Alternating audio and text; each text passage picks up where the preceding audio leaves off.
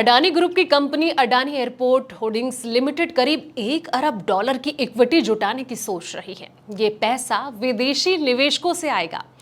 Company इस पैसे का जो इस्तेमाल है अपने विकास योजनाओं और नए एयरपोर्ट खरीदने के लिए कर सकती है।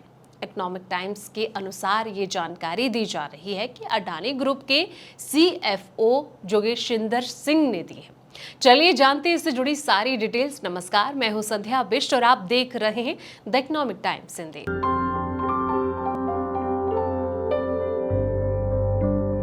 ये पहली बार होगा जब अडानी का एयरपोर्ट कारोबार बाहर के निवेशकों से पैसा लेगा। अभी तक ये काम जो है अडानी ग्रुप ही करता आया है। अडानी ग्रीन एनर्जी के एग्जीक्यूटिव डायरेक्टर सागर अडानी ने ये कहा कि हर कोई हमारे साथ एयरपोर्ट कारोबार करना चाहता है। अमेरिका, मध्य पूर्व और साथ ही ऑस्ट्रेलिया के निवेशकों ने इस कारोबार में पैसा लगाने की इच्छा जाहिर की है।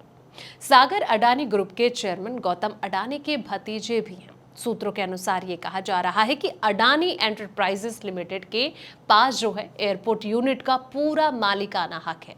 इसकी वैल्यू लगभग $20 अरब आंकी गई है। ये GMR एयरपोर्ट से भी ज्यादा है, जिसका मार्केट कैप $10.4 अरब है। GMR दिल्ली, हैदराबाद, गोवा और नागपुर जैसे शहरों में एयरपोर्ट चलाती है। DGCA के अनुसार भारत में घरेलू हवाई यात्रियों की संख्या में FY25 में 10.35% की वृद्धि हुई। इसका मतलब ये है कि पिछले साल के मुकाबले इस साल ज्यादा लोगों ने हवाई यात्रा की है। हवाई यात्रा करने वालों की जो संख्या है वो बढ़ती जा रही है। एयरलाइंस ने कुल 14.54 मिलियन यात्रियों को यात्रा कराई। केयर एज रेटिंग्स का अनुमान है कि भारत में हवाई यात्रियों की संख्या जो है FY25 से FY27 की करीब 9% की चक्रवृद्धि वार्षिक दर यानी कि CAGR से बढ़ेगी।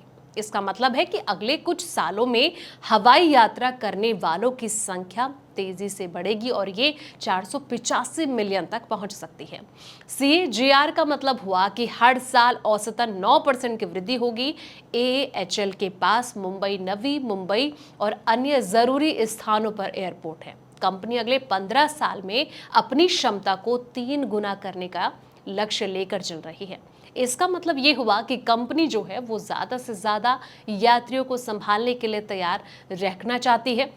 एयरपोर्ट कारोबार को अगले 2 से 3 सालों में एक अलग सहायक कंपनी के रूप में जो है वो अलग कर दिया जाएगा, जिसके बाद लिस्टिंग होगी। इसका मतलब ये हुआ कि भविष्य में AAHL शेयर बाजार में लिस्ट हो सकती है। AAHL ने FY25 में 94 मिलियन यात्रियों को सेवा दी, जो कि FY24 से 7% अधिक है। इससे पता चलता है कि कंपनी का कारोबार लगातार जो है वो बढ़ रहा है। फिलहाल इस वीडियो में इतना ही। जानकारी भरे ऐसे ही तमाम वीडियोस के लिए आप देखते रहिए द इकोनॉमिक टाइम्स हिंदी।